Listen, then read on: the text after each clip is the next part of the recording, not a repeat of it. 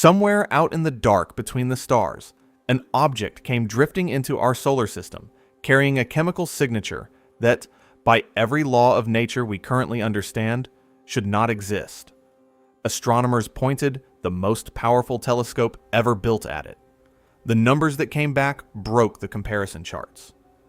3I Atlas was not made of ice. It was made of fusion fuel, 1,000 times the cosmic baseline, levels that have no business existing anywhere in nature.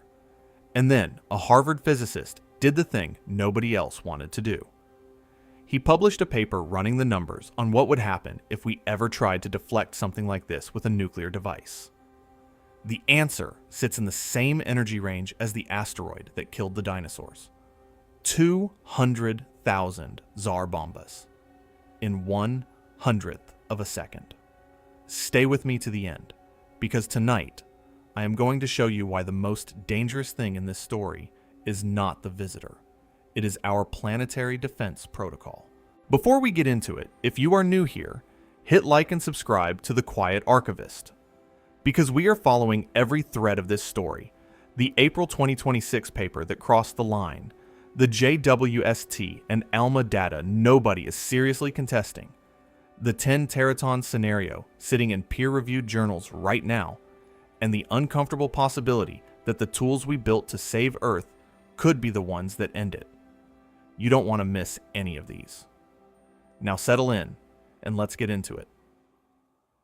In April 2026, Avi Loeb published a paper that most scientists would have quietly filed away in a drawer marked "Do Not Open." Loeb is not most scientists. The Harvard astrophysicist has built a career around saying out loud the things that his colleagues prefer to whisper at conferences, and then carefully omit from their published work. He has been called reckless. He has been called brilliant.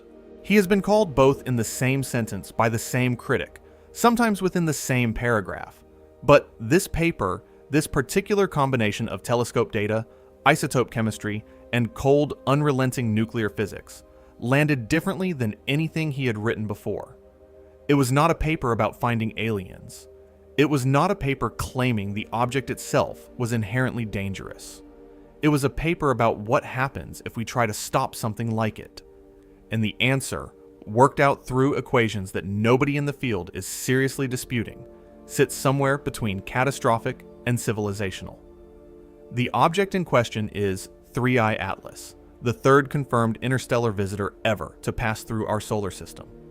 Here is the first thing you need to understand before we go any further. It already passed Earth safely.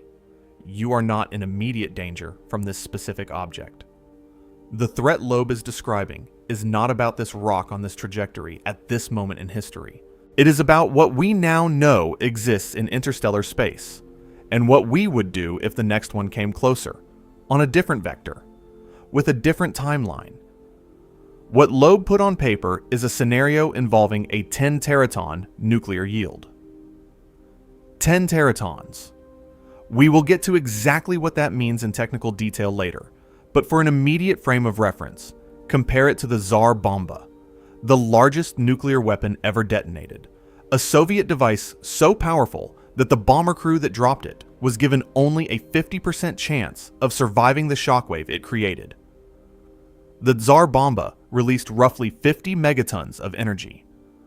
Loeb's scenario is 200,000 times larger than that. And the physics behind it is not exotic, not speculative, not fringe. It is well understood, decades old, peer-reviewed nuclear science applied to a new and unexpected data set.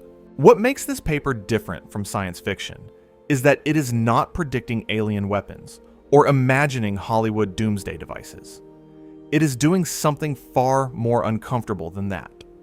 It is pointing at the object that already swung through our cosmic neighborhood, pointing at the measurements that real astronomers actually made using the most powerful space telescope ever built, and showing that the standard planetary defense playbook, the plan humanity has spent decades developing to protect Earth from incoming threats, could, if applied to something with this composition, trigger the largest single energy release in recorded human history.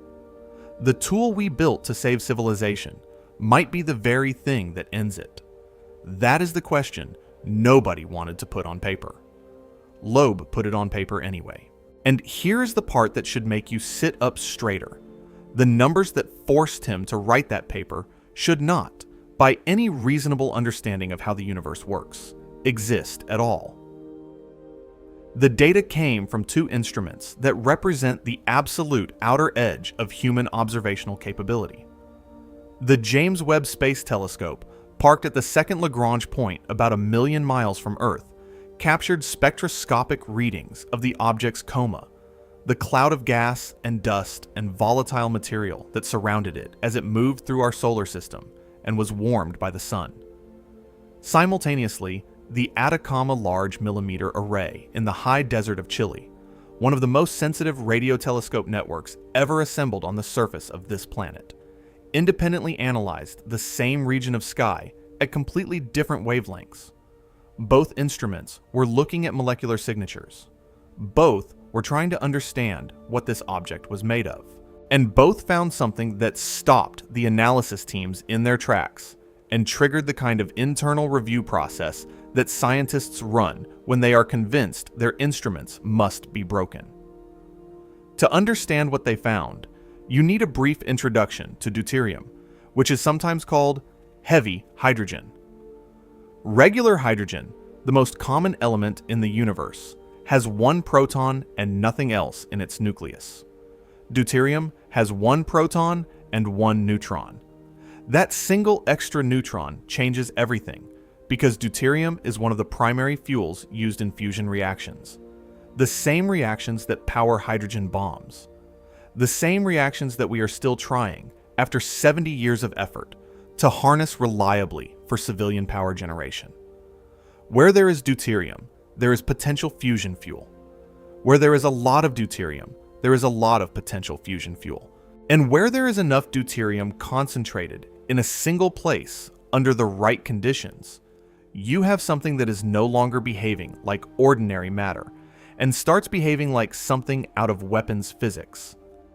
Here is where the numbers become genuinely strange, and I want you to really sit with them for a moment, because this is the part where the entire story either holds up or falls apart.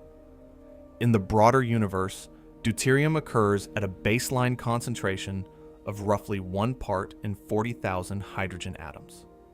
That is the cosmic average, primordial, left over from the Big Bang, remarkably consistent across most of what astronomers have measured in interstellar space over the last several decades. On Earth, the ratio is somewhat higher, about 1 part in 6,500, because our planet's chemistry has gradually concentrated it slightly over 4.5 billion years of geological and hydrological processing. Now here are the numbers from 3i Atlas. The JWST spectroscopy measured deuterium enrichment in the object's water signatures at 0.95%. The ALMA data, analyzing methane molecules separately and at completely different wavelengths, came back at 3.31%. Take a slow breath and look at those numbers. The cosmic baseline is 0.0025%. The measurements from this object come in somewhere between 400 and 1,300 times higher than the cosmic baseline, depending on which molecule you are looking at. One instrument measuring one molecule and getting an anomalous result might reasonably be a fluke or an instrumental error. Two completely independent instruments, operated by different teams in different parts of the world, measuring two completely different molecules at completely different wavelengths, and both returning enrichment levels that are orders of magnitude above anything ever recorded in nature. That is not a fluke. That is a signal that the universe is trying to tell you something. The reason both molecules matter so much is not just statistical redundancy, although the redundancy itself is significant. Water and methane have completely different chemical structures, completely different formation pathways, completely different spectral fingerprints, and completely different physical behaviors inside an object like this. Finding extreme deuterium enrichment in both of them independently is like taking two completely different medical diagnostic tests for the same condition and having both come back strongly positive. It does not, by itself, prove the diagnosis with absolute certainty. But it absolutely demands that you take the results seriously and look harder. Astronomers who study comets have a library of comparison data going back decades, covering hundreds of objects observed at varying levels of detail.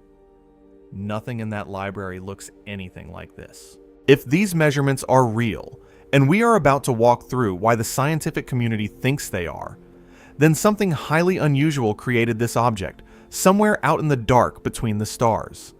And if something unusual created it, then the question of what that something was becomes, almost overnight, one of the most important questions in the entire history of science. The first instinct of any rational person hearing these numbers is to reach for the simplest possible explanation. Somebody, somewhere, made a mistake. Instruments malfunction. Calibration drifts over time. Models have unstated assumptions baked into their guts.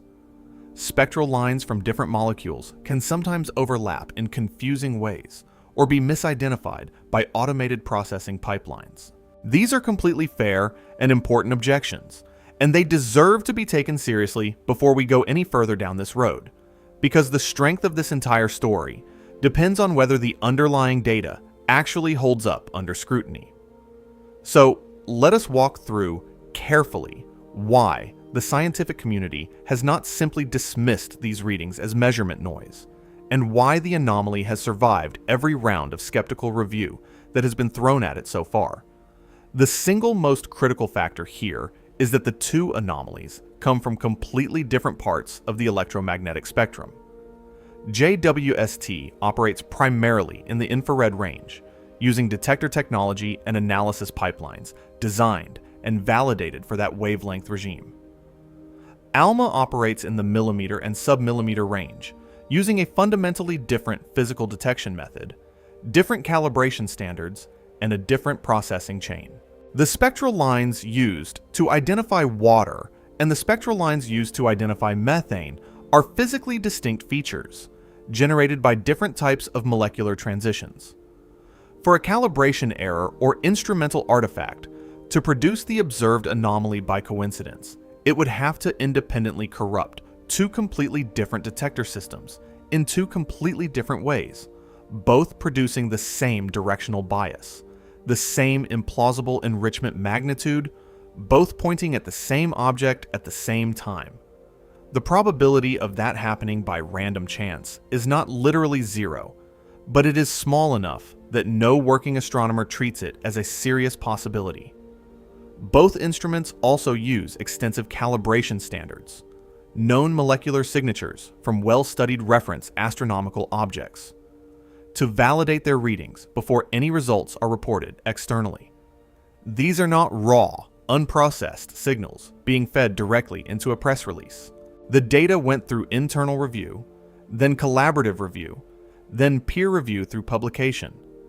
There is also the simple question of magnitude, which I think is the part most people underestimate. Small measurement errors can inflate a reading by a few percent, occasionally by a factor of 2 in unusual cases involving systematic biases. They do not inflate a reading by a factor of 1,000. If somebody told you that a thermometer was off by half a degree, you might believe them. If they told you it was off by 1,000 degrees, you would assume the thermometer had been struck by lightning. The enrichment level measured in 3i Atlas is not a rounding error in the third decimal place of an otherwise normal reading.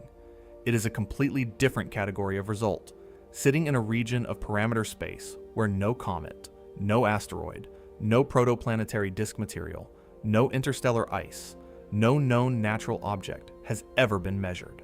When an anomaly is this large, the legitimate scientific response is not to assume it away. It is to investigate it with everything you have. Reasonable skepticism still exists within the research community, and it absolutely should. Uncertainty is built into every astrophysical measurement, and any honest scientist will acknowledge that. But the magnitude of this enrichment is so far outside the range of any known natural process that the burden of explanation has now shifted. It does not fall on the people who say something unusual is happening, It falls on anyone who wants to argue that this is somehow routine. This is not a rounding error. It is a different category of object entirely. And once you accept that the measurements are probably telling us something real about the universe, the next question becomes the one that leads directly into the dangerous part of Loeb's paper. What does this composition mean if you ever apply an extreme energy source to it? The composition of 3I Atlas would be interesting, but relatively academic if the object were made of inert material. A rock unusually rich in some rare isotope is a curiosity, a paper or two in a specialty journal, maybe a footnote in a graduate textbook 10 years from now. A loosely bound, icy body whose bulk composition is dominated by fusion fuel is something else entirely. To understand why the transition from interesting anomaly to potentially catastrophic scenario actually happens at the level of physics, you need to understand what a nuclear explosion really does to its immediate environment, and why that matters specifically for a material like this one. A fission explosion, the type triggered by uranium or plutonium, does not just release a large amount of energy as a single brief pulse and then stop.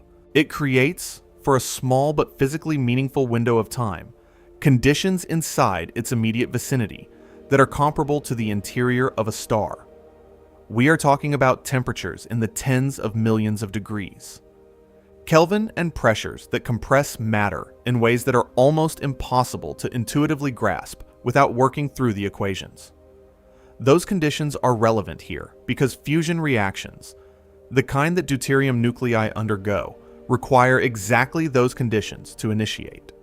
The reason hydrogen bombs work in the first place is that a fission device is used as a trigger to create the thermal and pressure environment needed to force deuterium nuclei close enough together that they overcome their natural electromagnetic repulsion and fuse with each other, releasing significantly more energy than the fission trigger contributed. In isolation, deuterium is stable. It does not spontaneously detonate. It does not react dangerously at room temperature, in laboratory conditions, or in the cold vacuum of interstellar space.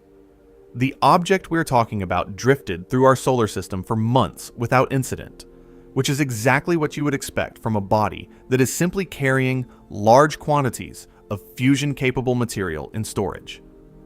Think of it the way you would think of a tank of gasoline parked in a garage. Gasoline stored properly is not dangerous. Gasoline exposed to a source of ignition under the right conditions is a completely different situation. The object is the tank.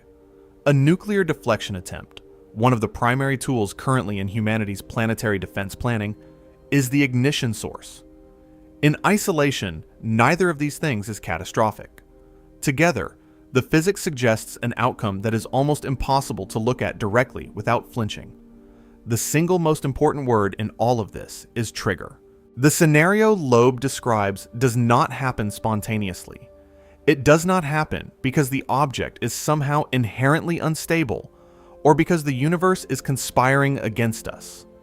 It requires a specific, deliberate intervention, the detonation of a nuclear device in close proximity to or directly within the body.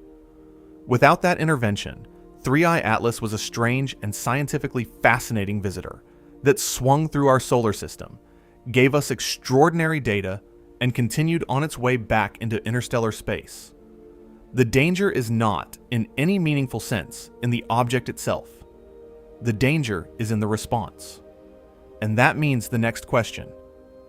The question Loeb's paper is really asking is one that reaches directly into the institutions, treaties, and operational protocols that govern humanity's response to existential threats from space.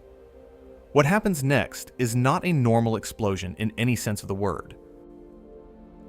Humanity has been thinking seriously about planetary defense for several decades now, and the thinking has evolved considerably from the early days when the honest answer to "what do we do about an incoming asteroid" was essentially "pray harder." The field now has genuine institutional weight behind it. NASA has a dedicated Planetary Defense Coordination Office. The European Space Agency runs parallel programs. There are international agreements on threat assessment and information sharing. And in 2022, the DART mission actually demonstrated that a kinetic impactor could measurably change the trajectory of a real asteroid in real space. That was a genuine milestone, not a press release dressed up to look like one. A spacecraft was launched, it traveled millions of miles. It hit a small asteroid called Dimorphos at high velocity, and the orbit of that asteroid measurably changed afterward in the direction predicted by physics. Humanity proved, for the first time in history, that we could move a rock in space deliberately and predictably. That matters enormously, and it was not a trivial achievement by any stretch of the imagination. But kinetic impact, essentially throwing a spacecraft at an incoming object to nudge its path through pure momentum transfer, only works within certain physical parameters. The object has to be small enough, or the warning time has to be long enough for the relatively modest momentum transfer of a spacecraft collision to accumulate into a meaningful trajectory change before the object actually reaches Earth. For very large objects, or objects discovered late in their approach, the physics of kinetic deflection becomes increasingly inadequate. You cannot meaningfully nudge a mountain-sized body off course with a fridge-sized spacecraft if you only have a few months to do it. This is exactly where nuclear deflection enters the operational conversation. The basic idea is straightforward and has been studied in considerable detail. You detonate a nuclear device near or within the threatening object, using the energy released to vaporize material on one side, which acts essentially like a rocket exhaust and pushes the object onto a slightly different trajectory. The physics works in principle. For certain threat scenarios, large objects, short warning times, anything that exceeds the capability of kinetic methods, nuclear deflection remains the option, with by far the highest energy output available to humanity. It is on the table. It has been on the table for years.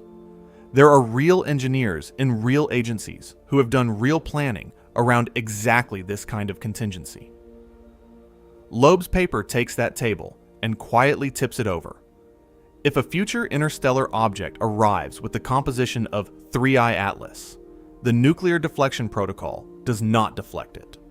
The fission trigger does not nudge the object onto a safer trajectory. It ignites the deuterium.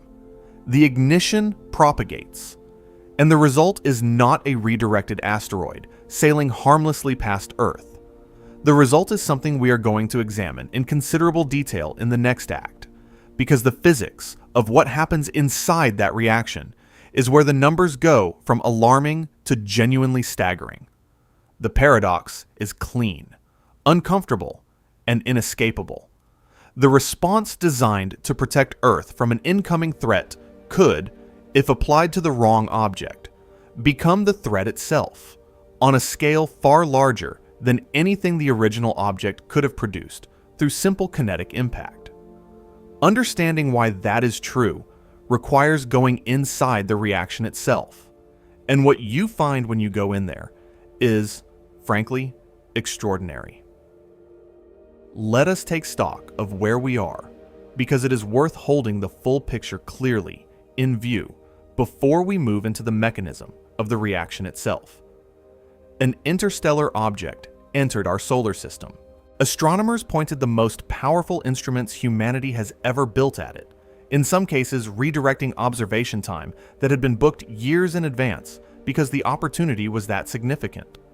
The instruments returned measurements that are, by any reasonable reading of the comparison data, anomalous at a scale that cannot be attributed to instrument error, calibration drift, or analytical mistake.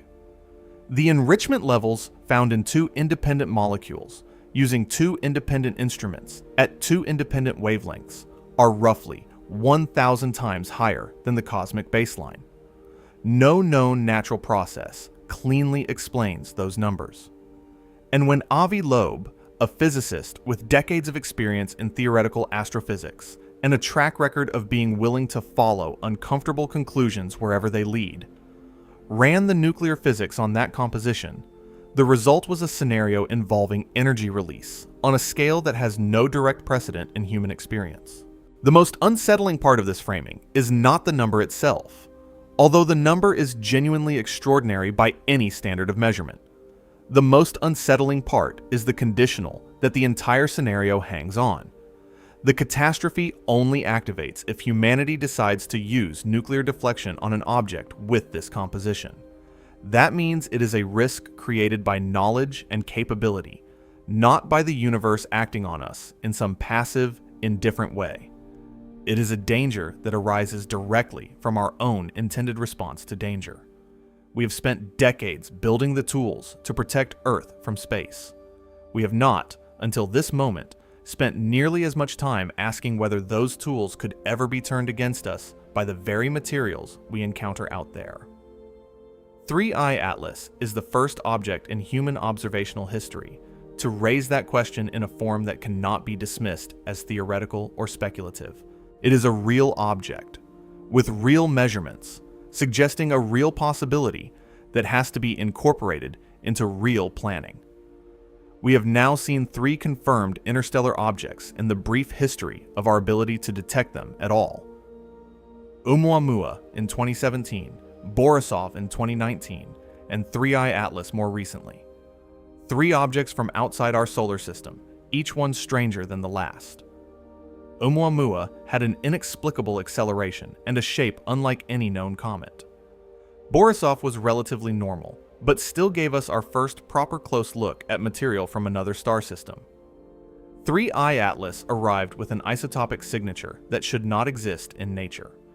If 1 in 3 of the interstellar objects we have ever observed carries deuterium enrichment on this scale, the question of how many more are out there moving through our galaxy right now is not a rhetorical flourish.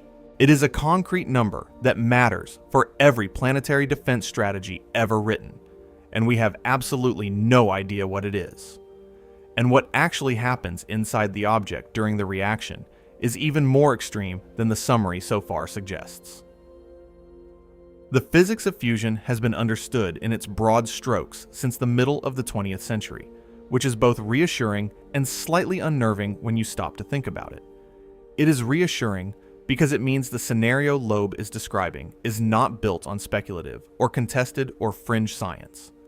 It is bog-standard, well-validated nuclear physics that has been tested in laboratories and weapons programs for the better part of 80 years. It is slightly unnerving because it means we have known for roughly that long how to release this kind of energy under the right conditions. We just never previously had any reason to ask what would happen if we applied that knowledge to an interstellar visitor made of essentially the perfect fuel. The foundation of the reaction is, when you strip away the technical vocabulary, fairly straightforward. Deuterium, the heavy hydrogen isotope sitting at the center of this entire story, undergoes fusion through 2 primary pathways that physicists refer to as deuterium reactions. In one pathway, 2 deuterium nuclei fuse together to produce helium-3 and a free neutron, releasing energy in the process. In the other pathway, they produce tritium, yet another hydrogen isotope, and a free proton, again releasing energy.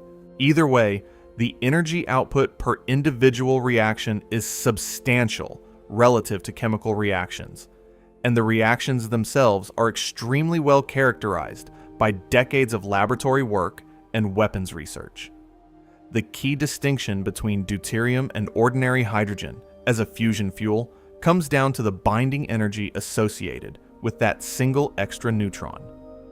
Deuterium is significantly easier to fuse than ordinary hydrogen because the initial reaction barrier, the electromagnetic repulsion between 2 positively charged nuclei that you have to overcome to get them close enough together for the strong nuclear force to take over and fuse them, is lower, and the energy released when they actually do fuse is high.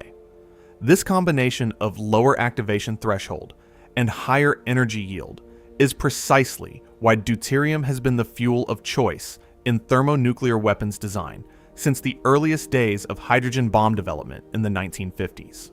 The exact same physics that makes it valuable as a weapons material is what makes it alarming as a bulk constituent of a body the size of 3I Atlas.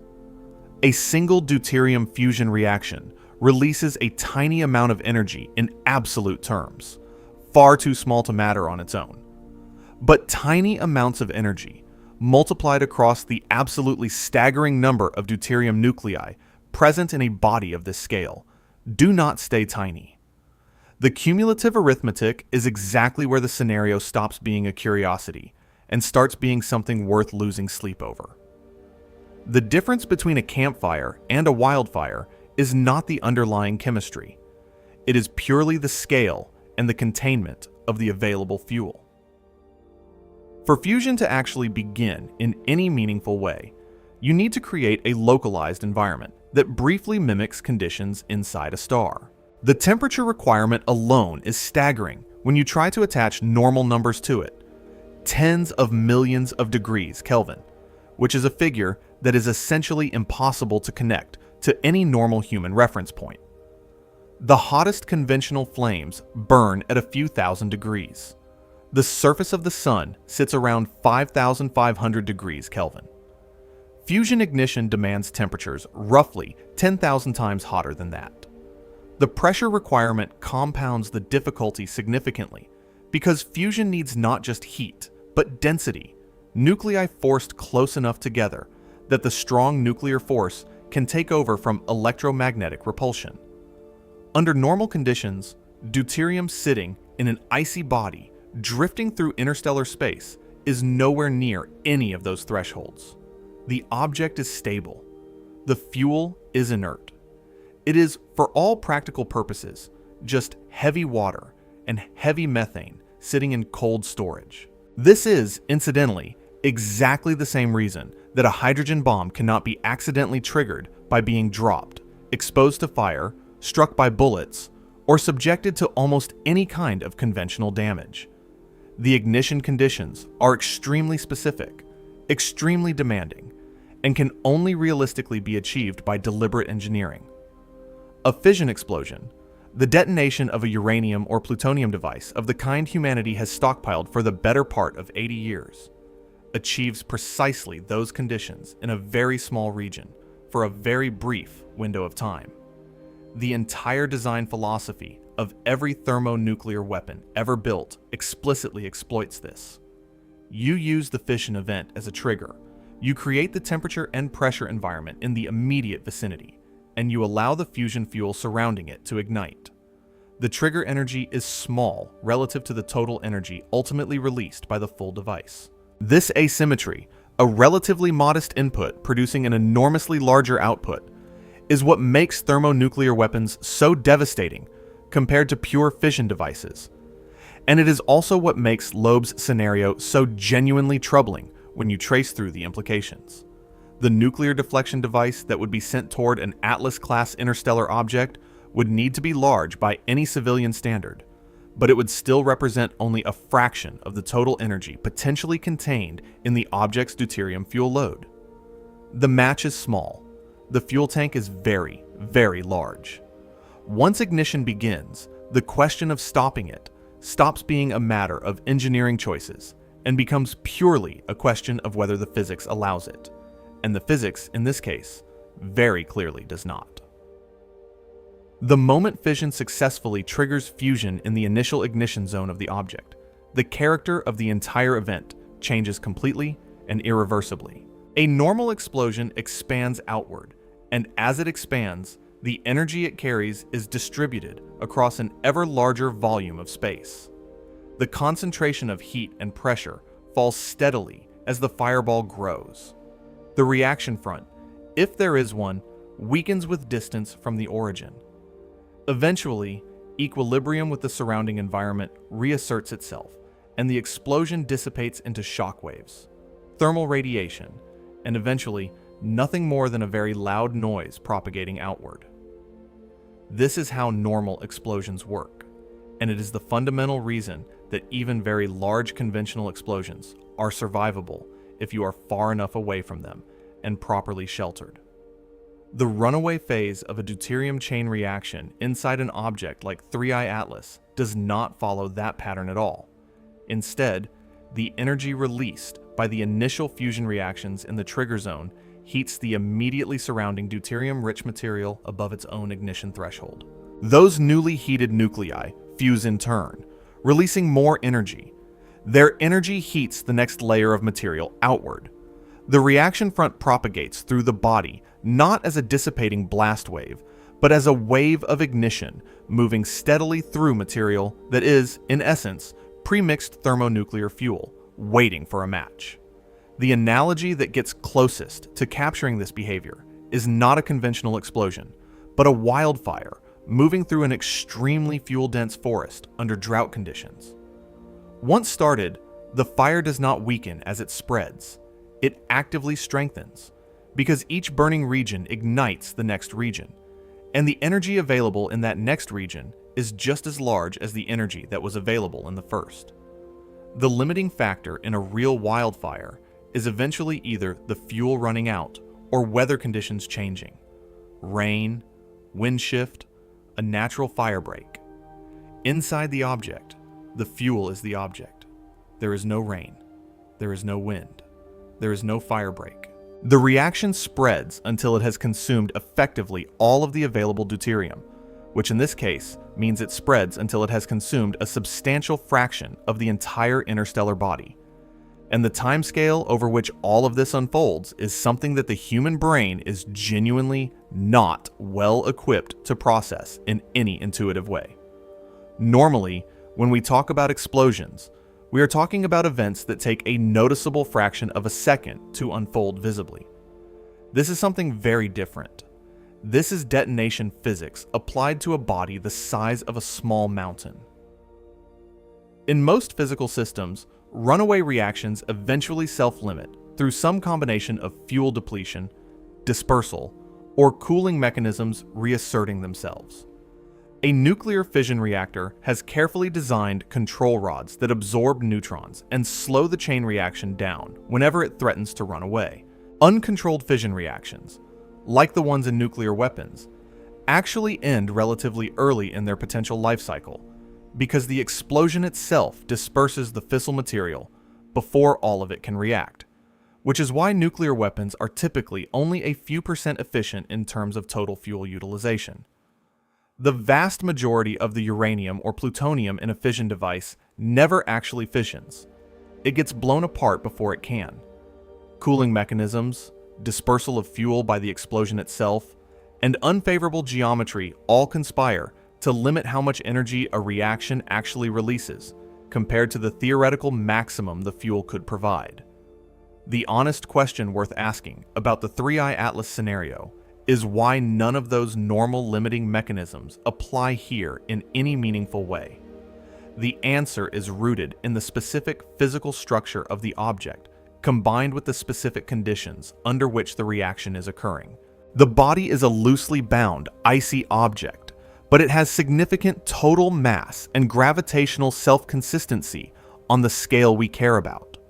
More importantly, it has very limited capacity to radiate away the heat being generated by the fusion reactions on any timescale relevant to the propagation of the wavefront. Heat is transported through materials in three primary ways: conduction, convection, and radiation. In the interior of the object during the reaction, the temperatures involved are so extreme that radiation becomes the dominant transport mechanism, but the object is not optically thin at the relevant wavelengths, meaning it does not allow radiation to simply escape freely into space. The energy generated by each layer of fusion is effectively trapped in the interior, just long enough for it to heat the next layer above ignition threshold. There is no equivalent of a control rod in this system. There is no dispersal mechanism that operates fast enough to interrupt the propagation before the next layer ignites. The geometry works against quenching rather than for it, because the object is roughly compact rather than spread thin. Gravity holds the material together long enough for the wave to propagate through most of it before the body finally begins to fly apart. The reaction, once started, does not have anywhere to go except forward, outward, and faster. And the outcome it produces happens on a time frame that is almost insultingly brief given the absolute magnitude of the consequences involved. The model that Loeb's paper works through projects that the runaway fusion chain reaction inside an object like 3I Atlas would complete in approximately 0.01 seconds, 1/100th of a second. The standard human eye blink takes roughly 100 to 400 milliseconds, somewhere between 10 and 40 times longer than this entire event would last from initial ignition to final completion. There would be no observable intermediate stage that anyone could meaningfully react to. No expanding fireball that you could watch develop on a slow-motion camera. No warning signal. No propagating shockwave that preceded the energy release in any way that could be detected and acted upon. The object would exist as a coherent body, and then, in a time frame that even modern high-speed instrumentation would struggle to fully resolve, it would have released the equivalent of its entire thermonuclear yield into the surrounding space. There is something deeply disorienting about contemplating a phenomenon of this magnitude that operates on such a compressed timeline. To put this in some kind of intuitive context, using something more familiar, a conventional chemical explosion, a bomb, a missile strike, the kind of thing that occasionally appears in news footage, has a visible detonation that unfolds over several milliseconds to tens of milliseconds at the high end. A standard nuclear weapon has a detonation timescale measured in microseconds for the initial fission event, with the full energy release spreading over a slightly longer period as the fireball develops and expands outward into the atmosphere. The 3I Atlas scenario compresses the complete energy release of what we are about to describe as a 10 teraton event into a detonation wave that propagates through the entire body in 1/100th of a second. This is not a gradual catastrophe that develops over hours or days and gives some operational window for response, evacuation, or last-minute course correction. It is effectively instantaneous at any scale that matters for human reaction time, emergency planning protocols, or physical survival at any reasonable proximity. The detonation wave does not expand from a central point the way a normal explosion does. It consumes the object from the inside outward, and then the object simply is not the object anymore. It has been converted into pure energy on a time scale shorter than thought itself. Now, let us actually talk about what 10 teratons of energy genuinely means in terms anyone can grasp. A teraton is 1 trillion tons of TNT equivalent energy. 10 teratons is 10 trillion tons. These numbers are large enough that they effectively lose all intuitive meaning without a deliberate reference framework.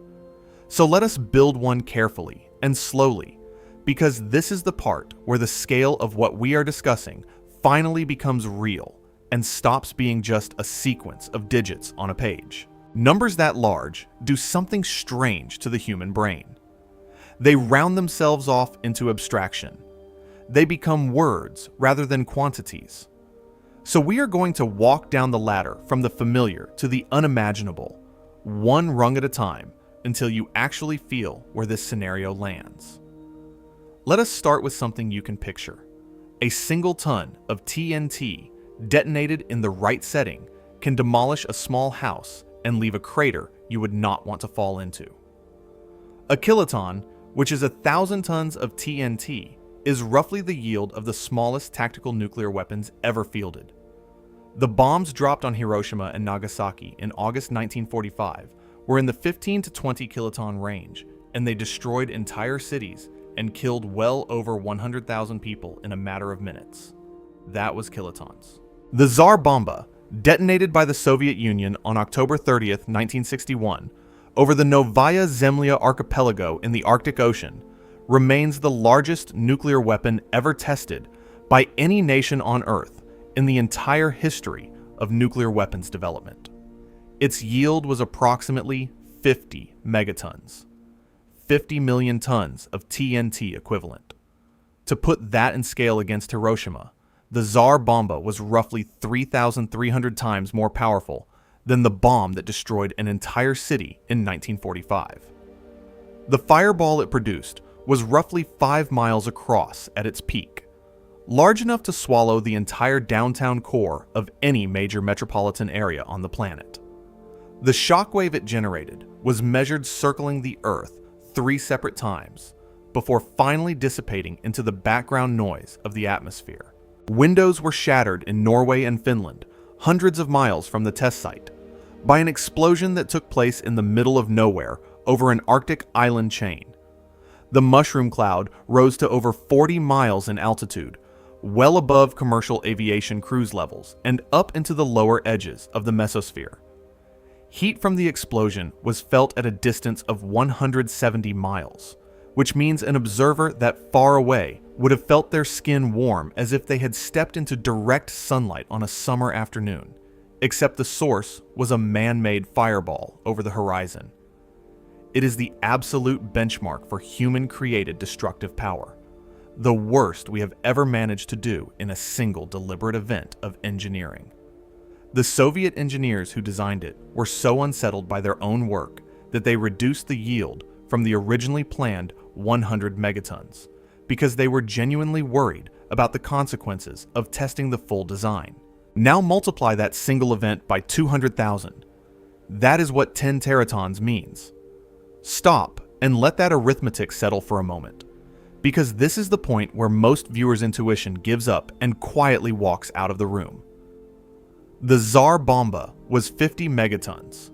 10 teratons is 200,000 Tsar Bombas, releasing their total energy simultaneously, in 1/100th of a second, in the vicinity of Earth. There is no historical event in human experience that maps onto this.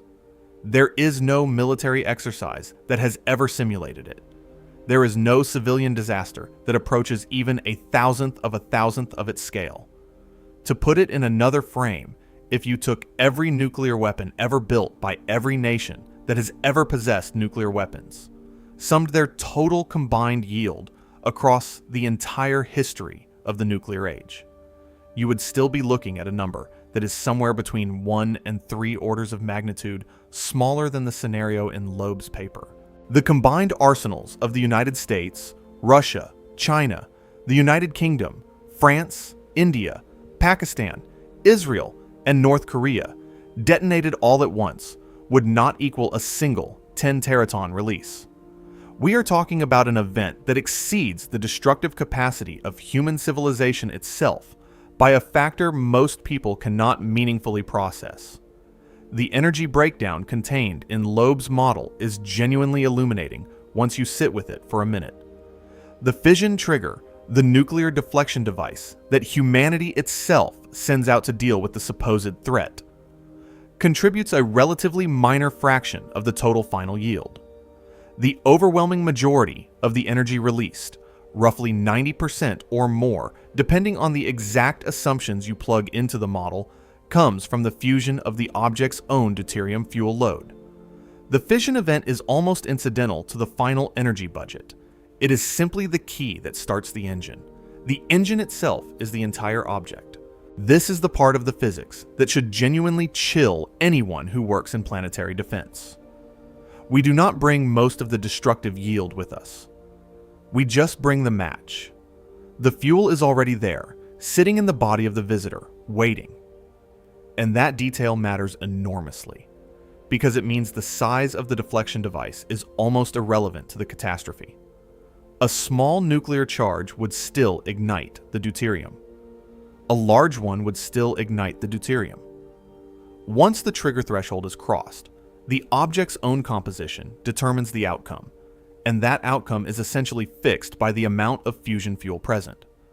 For some perspective on what a 10 teraton release actually means at a planetary scale, consider this carefully. The asteroid impact 66 million years ago that ended the reign of the non-avian dinosaurs. The impact that left the Chicxulub crater buried beneath the Yucatan Peninsula off the coast of what is now Mexico.